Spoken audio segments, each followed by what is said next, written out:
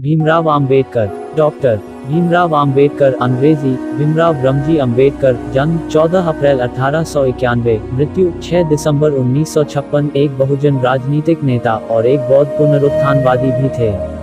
उन्हें बाबा साहेब के नाम से भी जाना जाता है।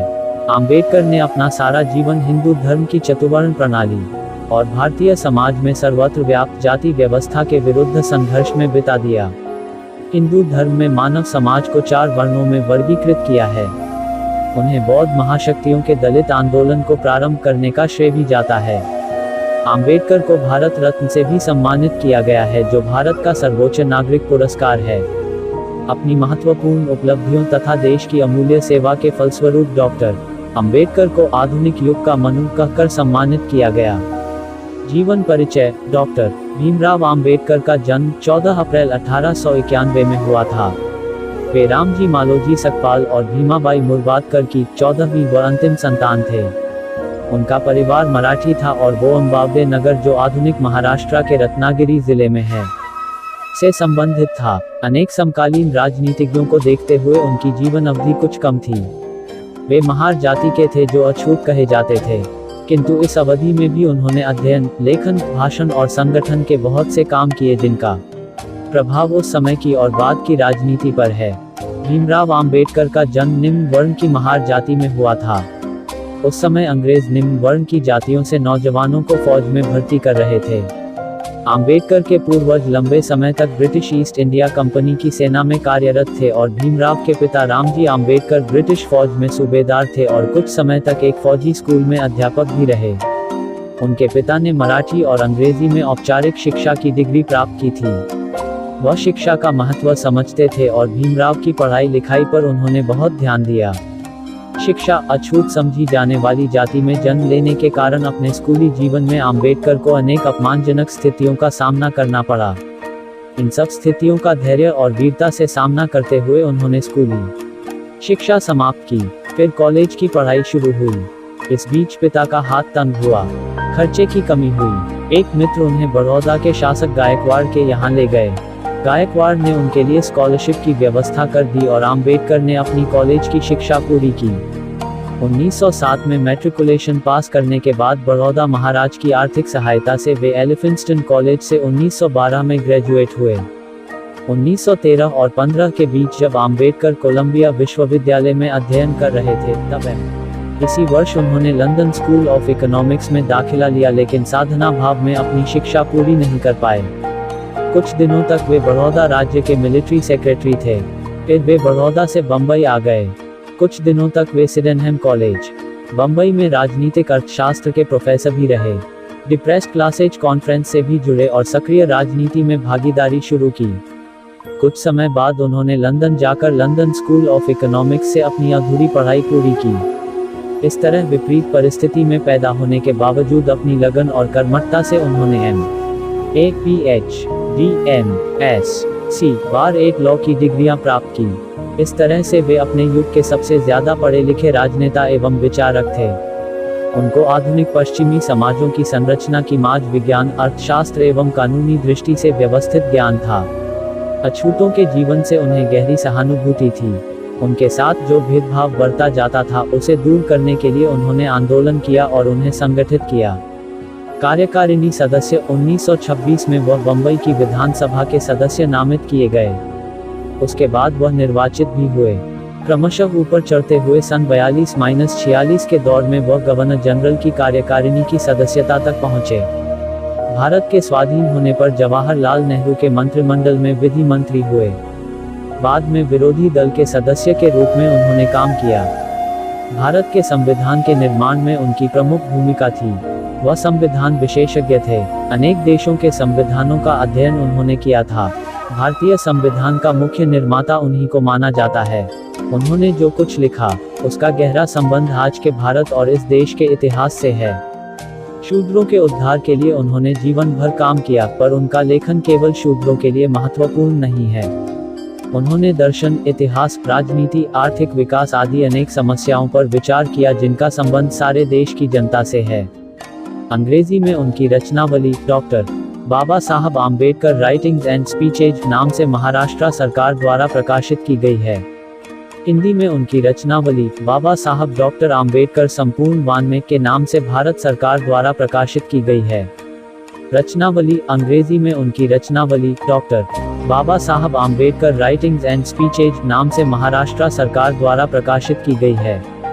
हिंदी में उनकी रचनावली बाबा साहब डॉक्टर आम्बेडकर संपूर्ण 92 के नाम से भारत सरकार द्वारा प्रकाशित की गई है।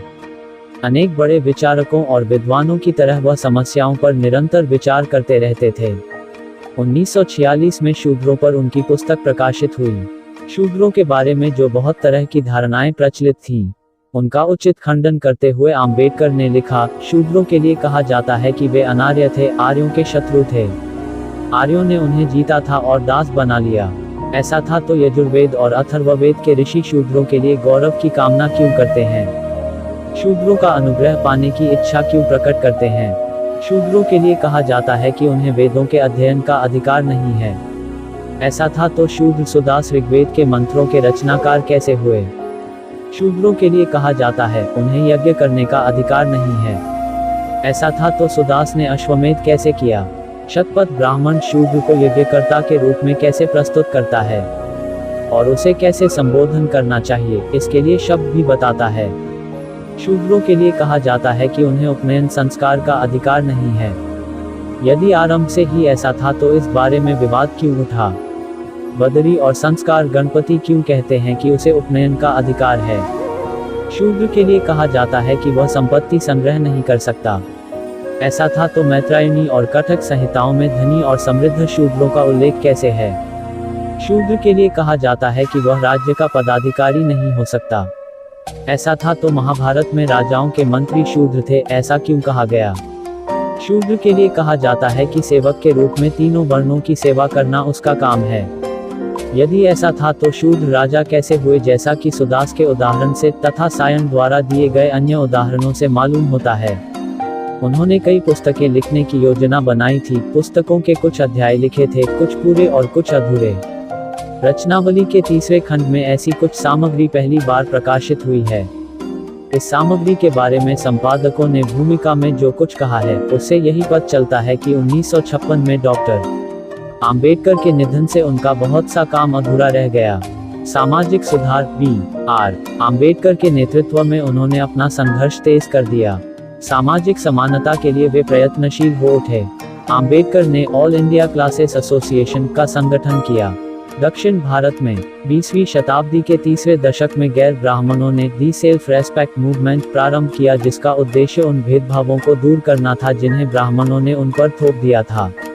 संपूर्ण भारत में दलित जाति के लोगों ने उनके मंदिरों में प्रवेश निषेध एवं इस तरह के अन्य प्रतिबंधों के विरुद्ध अनेक आंदोलनों का सूत्रपात किया, परंतु विदेशी शासन काल में अस्पृश्यता विरोधी संघर्ष पूरी तरह से सफल नहीं हो पाया।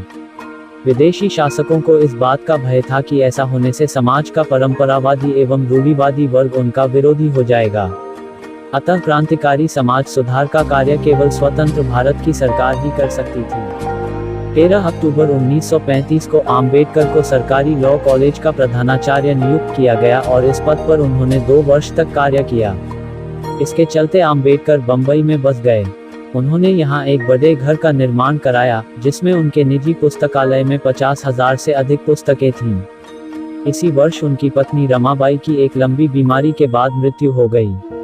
रमाबाई अपनी मृत्यु से पहले तीर्थयात्रा के लिए पंढरपुर जाना चाहती थी, पर आम्बेडकर ने उन्हें इसकी इजाजत नहीं दी। आम्बेडकर ने कहा कि उस हिंदू तीर्थ में जहाँ उनको अछूत माना जाता है, जाने का कोई औचित्य नहीं है। इसके बजाय उन्होंने उनके लिए एक नया पंढरपुर बनाने की बात कही।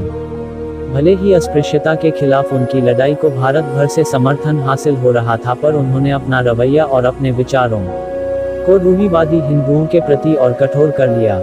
उनकी रूढ़िवादी हिंदुओं की आलोचना का उत्तर बड़ी संख्या में हिंदू कार्यकर्ताओं द्वारा की गई उनकी आलोचना से मिला।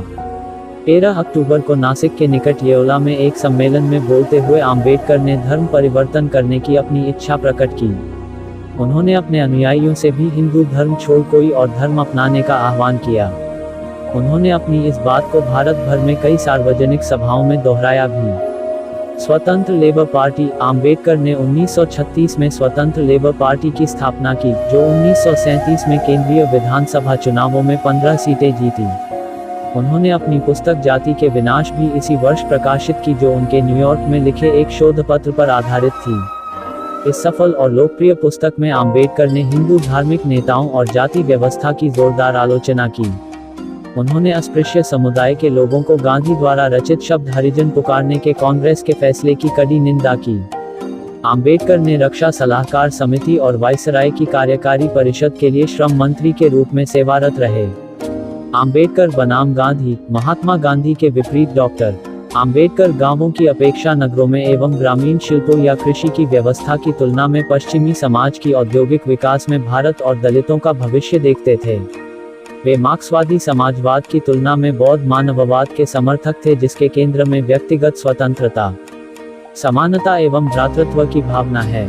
आम्बेडकर महात्मा गांधी और भारतीय राष्ट्रीय कांग्रेस के उग्र आलोचक थे। उनके समकालीनों और आधुनिक विद्वानों ने उनके महात्मा गांधी, जो कि पहले भारतीय नेता थे जिन्होंने अस्पृश्यता और भेदभाव करने का मुद्दा सबसे पहले उठाया था, के विरोध की आलोचना है। 1932 में ग्राम पंचायत बिल पर बंबई की विधानसभा में बोलते हुए आम्बेडकर ने कहा, बहुतों ने ग्राम पंचायतों की प्राचीन व्यवस्था की बहुत प्रशंसा की है। कुछ लोगों ने उन्हें ग्रामीण प्रजातंत्र कहा है। इन देहाती प्रजातंत्रों का गुण जो भी हो, मुझे यह कहने में जरा भी दुविधा नहीं है कि वे भारत में सार्वजनिक जीवन के लिए अभिशाप हैं। यदि भारत राष्ट्रवाद उत्पन्न करने में सफल नहीं हुआ, यदि भारत राष्ट्रीय भावना के निर्माण में सफल नहीं हुआ, तो इसका मुख्य कारण मेरी समझ में ग्राम व्यवस्था का अस्तित्व है। इससे हमारे लोगों में विशिष्ट स्थानीयता की भावना भर गई, उससे बड़ी नागरिक भावना के लिए थोड़ी भी जगह न रही। प्राचीन ग्राम पंचायतों की व्यवस्था के अंतर्गत एकताबद्ध जनता के देश के बदले भारत ग्राम पंचायतों का ढीला ढाला समुदाय बन गया। वे सब एक ही राजा की प्रजा थे, इसके सिवा उनके बीच और कोई बंधन नहीं था। 4. गांधी का दर्शन भारत के पारंपरिक ग्रामीण जीवन के प्रति अधिक सकारात्मक लेकिन रूमानी था, और उनका दृष्टिकोण अस्पृश्यों के प्रति भावनात्मक था। उन्होंने उन्हें हरिजन कहकर पुकारा। आम्बेडकर ने इस विशेषण को सिरे से अस्वीकार कर दिया। उन्होंने अपने अनुयायियों को गांव छोड़कर शहर जाकर बसने और शिक्षा प्राप्त करने के लिए प्रेरित किया। मृत्यु। आम्बेडकर 1948 से मधुमेह से पीड़ित थे और वो जून से अक्टूबर 1954 तक बहुत बीमार रहे।